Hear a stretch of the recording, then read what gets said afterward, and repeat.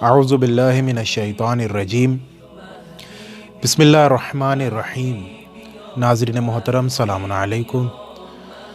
ہمارا موضوع ہے ان ذمہ داریوں کے ذیل میں کہ جو ہم پر واجب ہیں کہ امام کے غیبت کے زمانے میں ہمارے لیے کیا وظائف ہیں، کیا ذمہ داریاں ہیں، اس چیز کی شناخت کے لیے لہٰذا مختلف علماء کے توسط سے ہم تک یہ پیغامات پہنچ رہے ہیں اور کوشش کی جا رہی ہے کہ اس پیغام کو زیادہ سے زیادہ نشر کیا جا سکے، کیونکہ ایک ایسا سلسلہ ہے کہ انسان اس سلسلے سے دور نہیں ہو سکتا کسی زمانے میں، اور یہ جو زمانہ ہے جو کہ زمانہ غیبت کہا گیا ہے، یہ ائمہ معصومین کی نگاہ میں بھی افضل ترین زمانہ رہا ہے کہا گیا ہے۔ اگر ہم روایت کا سہارا لیں، چوتھے امام زین العابدین علیہ السلام نے ارشاد فرمایا کہ غیبت کے زمانے کے جو لوگ ہیں وہ افضل ہیں کن لوگوں سے؟ ان لوگوں سے کہ جو گزشتہ زمانے میں تھے۔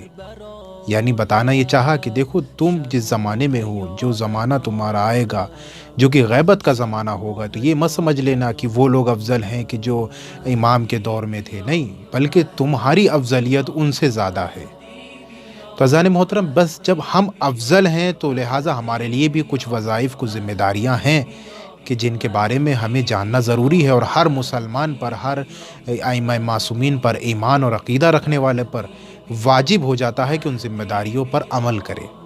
لہٰذا ان ذمہ داریوں کو سمجھنے کے لیے یہ بھی ضروری ہے کہ ہم اس ذمہ داری کو جانیں کہ آخر وہ ذمہ داری کیا ہے۔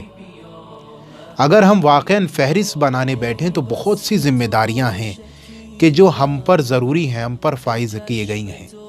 لہٰذا میں فقط ایک اشارتاً عرض کرتا ہوا اس ایک ذمہ داری کے جو عمدہ ترین ذمہ داری ہے، جو کہ ہر مسلمان پر، ہر امام معصوم پر، ایمان رکھنے والے پر واجب ہو جاتی ہے، وہ کون سی ذمہ داری ہے؟ کہا وہ ذمہ داری ہے احساس حضور کا ہونا۔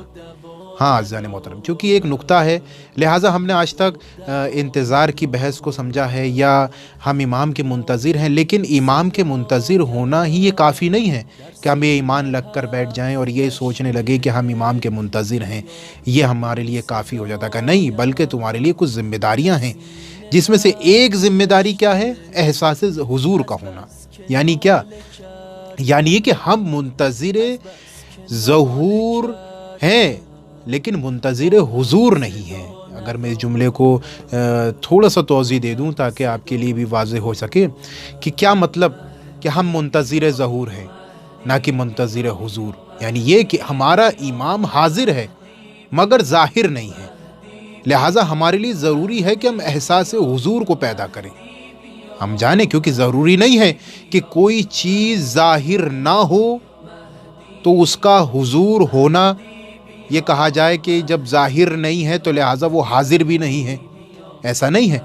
بہت سی چیزیں ایسی ہیں کہ وہ وجود رکھتی ہیں مگر دکھتی نہیں ہیں۔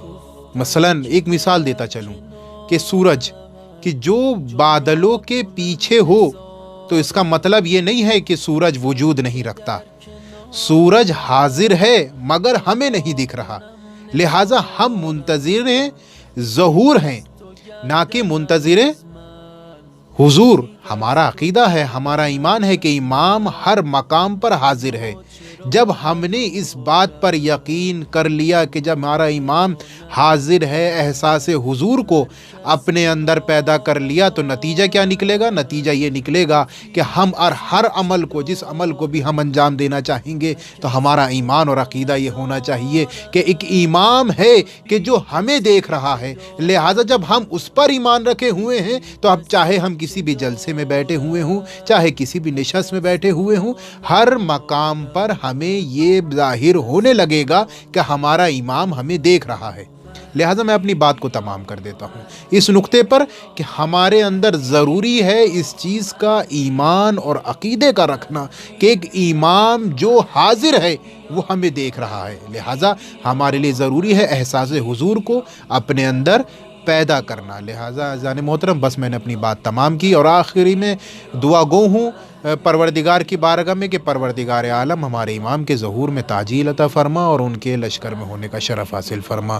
والسلام علیکم ورحمۃ اللہ وبرکاتہ۔